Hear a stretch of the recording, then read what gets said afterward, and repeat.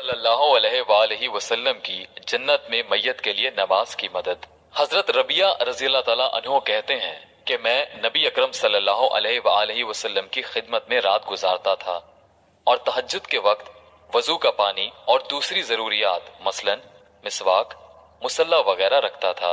एक मर्तबा हुजूर अक़दस सल्लल्लाहु अलैहि वआलैहि वसल्लम ने मेरी खिदमत से खुश होकर फरमाया, मांग, क्या मांगता है? उन्होंने अर्ज किया, या रसूल अल्लाह, जन्नत में आपकी रफाकत। आप सल्लल्लाहु अलैहि वआलैहि वसल्लम ने फरमाया, और कुछ? कहा, बस यही चीज मतलूब है। आप सल्लल्लाहु अलैहि वआलैहि वसल्लम ने फरमाया, अच्छा मेरी मदद कीजिए सजदों की कसरत से।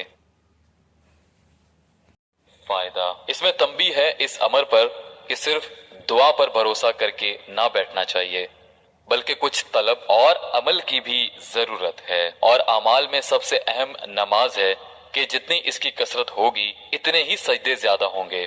जो लोग इस सहारे पर बैठे रहते हैं कि फलां पीर फलां बुजुर्ग से दुआ कराएंगे, सख्त गलती है। अल्लाह जल्ले शानहू ने इस दुनिया को असबाब के साथ चलाया है, अगरचे बेअसबाब हर चीज पर कुदरत है और कुदरत के इजहार के वास्ते कभी ऐसा भी कर देते हैं, लेकिन आम आदत यही है कि दुनिया का कारोबार असबाब से लगा रखे हैं। हैरत है कि हम लोग दुनिया के कामों में तो तकदीर पर और सिर्फ दुआ पर भरोसा करके कभी नहीं बैठते। 50 तरह की कोशिश करते हैं, मगर दीन के कामों में तकदीर और दुआ बीच में आ जाती है। इसमें शक नहीं कि अल्लाह वालों की दुआ निहायत अहम है, मगर हुजूर सल्लल्लाहु अलैहि वआलैहि वसल्लम ने भी ये इरशाद फरमाया कि सजदों की कसरत से मेरी दुआ की मदद करना।